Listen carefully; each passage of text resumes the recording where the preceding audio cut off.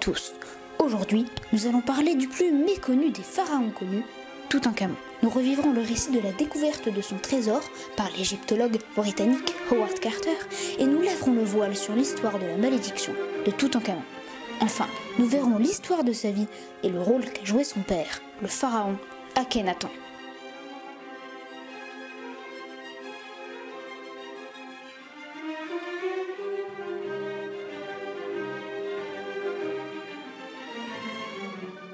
Nous sommes le 4 novembre 1922.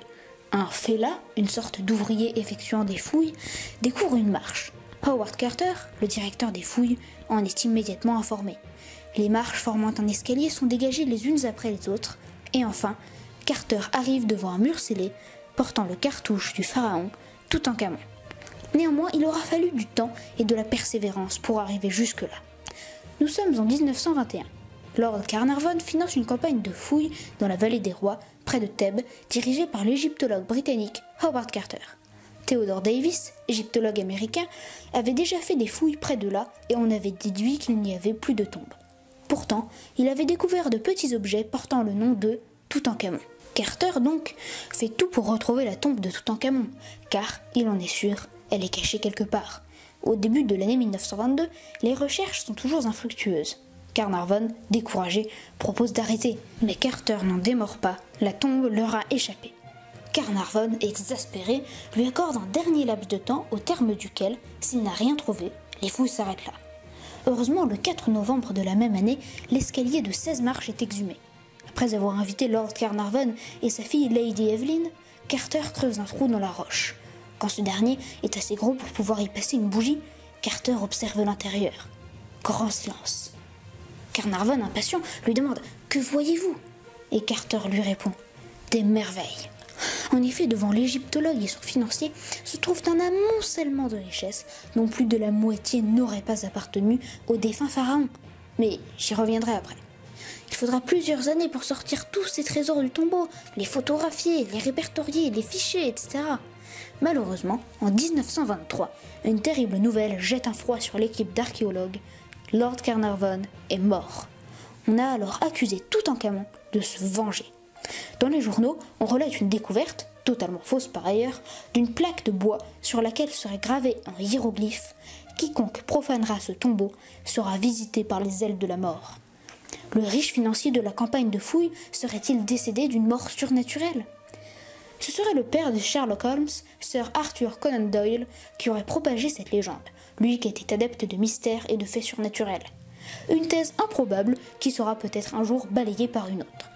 De plus, Lord Carnarvon avait une santé très fragile, et c'est d'ailleurs pour cela qu'il était en Égypte, envoyé sur le conseil d'un médecin pour se remettre d'un grave accident de voiture. En fait, il avait été piqué par un moustique, et cette piqûre s'est infectée, ce qui a provoqué son décès. Passons maintenant à la découverte de la momie de Toutankhamon. Howard Carter découvre une autre pièce. Quand il y pénètre, il se retrouve face à un mur d'or. Un mur d'or qui se révèle en fait être une grande chapelle dorée remplissant toute la pièce. Quand Carter, au prix de lourds efforts, parvient à l'ouvrir avec son équipe, il se retrouve face à une seconde chapelle. En tout, 4 chapelles seront démontées par les explorateurs. Quand la dernière chapelle s'ouvre sous les yeux des archéologues, l'on découvre une grande cuve, fermée par un lourd couvercle. Grâce à un système de poulies, ce dernier est soulevé et l'équipe de Carter, ainsi que ce dernier, se retrouve face à l'effigie en or massif du pharaon, le sarcophage. En vérité, ce n'est que le premier, car 3 sarcophages protègent la momie de Toutankhamon. Enfin, les archéologues découvrent la momie, en piteux état, il faut le dire. Sa tête, quant à elle, est protégée par un masque d'or de 11 kg, fait en or massif et incrusté de lapis-lazuli, ainsi que de pierres semi-précieuses. Malheureusement, le masque ainsi que la momie sont très difficiles à retirer du sarcophage, car de la résine, déposée sans doute lors de l'enterrement, a collé le pharaon au sarcophage. Même en l'exposant au soleil par des températures intenses, la résine ne fond pas. Carter est obligé de l'emmener dans une autre tombe pour retirer la momie grâce à un système de poulies. Hélas, celle-ci est abîmée lors de l'opération. Aujourd'hui, les trésors de la tombe sont exposés au musée du Caire, sous les yeux ébahis de centaines de visiteurs. La momie de Toutankhamon, quant à elle, est restée dans la tombe.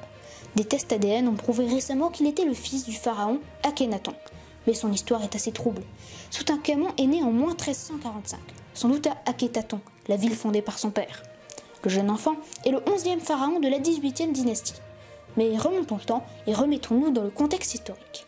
Son père, Akhenaton, est détesté d'une grande partie de la population, car il a instauré ce qu'on pourrait appeler la première forme de monothéisme, c'est-à-dire de croyance en un seul dieu. En l'occurrence, il s'agit d'Aton, le dieu solaire. Mais pourquoi cette réforme? Eh bien, à l'époque, les différents dieux formant le panthéon égyptien sont vénérés dans des temples dirigés par des prêtres. La population est invitée à aller donner des offrandes au temple. En conséquence, les prêtres s'enrichissent, deviennent de plus en plus puissants. Ils peuvent rivaliser avec le pharaon. Ça, Akhenaton l'a bien compris et il n'en veut pas. Il décide donc d'instaurer le culte d'un seul dieu. Mais cette décision a quand même de graves conséquences. Akhenaton ordonne à des personnes d'aller dans les temples et de marteler tous les cartouches, les ovales dans lesquels sont inscrits les noms des pharaons et des dieux, portant le nom d'Amon ou de toute autre divinité n'étant pas Aton.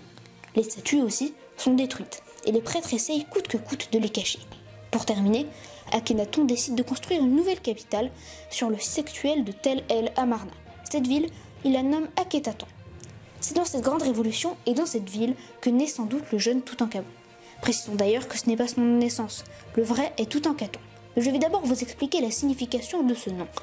Tout signifie image. Ankh signifie vie, vivant ou vivante, et Amon est le dieu du même nom. En gros, si l'on traduit, cela signifie image vivante d'Amon, ou image vivante d'Aton pendant le règne de son père. Lors de la mort d'Akhenaton, le jeune Toutankhaton est nommé pharaon, une lourde responsabilité pour un enfant qui n'a que 9 ans. Mais ses conseillers, et notamment le vizir Haï, en Égypte ancienne le vizir est à peu près l'équivalent de notre premier ministre, l'aident dans ses premières années de règne. Le pharaon épouse Ankhésen-Pahaton, qui change son nom en Ankhésénamon. Elle lui donnera 2 enfants morts-nés, retrouvés dans le tombeau de Toutankhamon dans une boîte en bois. Après environ 10 ans de règne à 19 ans, Toutankhamon meurt. C'est là qu'une grande question va apparaître. Comment est-il mort? 4 hypothèses vont apparaître. Le pharaon a été assassiné, le pharaon est tombé de son char et s'est tué, le pharaon est mort au combat, et le pharaon est mort d'une blessure qui se serait infectée. Pour ma part, je penche plutôt pour la dernière hypothèse. En effet, des études sur sa momie ont prouvé que le jeune pharaon avait un pied beau, une malformation de la cheville, due à la vilaine habitude qu'ont les pharaons de se marier entre frères et sœurs pour conserver un sang pur. Toutankhamon souffrait apparemment de crises d'épilepsie, il aurait donc pu tomber à la suite d'une de ces crises et se fracturer le fémur, comme des spécialistes l'ont remarqué en examinant la momie. La blessure se serait infectée et Toutankhamon serait mort. Sa tombe n'étant pas prête, le vizir Haï, ne sachant quoi faire, l'aurait enterré dans sa propre tombe. Néanmoins, ce dernier n'était pas mécontent de la mort du pharaon, car il lui succéda. Il fit même détruire tous les cartouches dans les temples ou autre part portant le nom de Toutankhamon. Mais ne vous inquiétez pas, Haï a été bien puni. Sa tombe a été totalement pillée, tandis que celle de Toutankhamon est restée intacte pendant 3000 ans.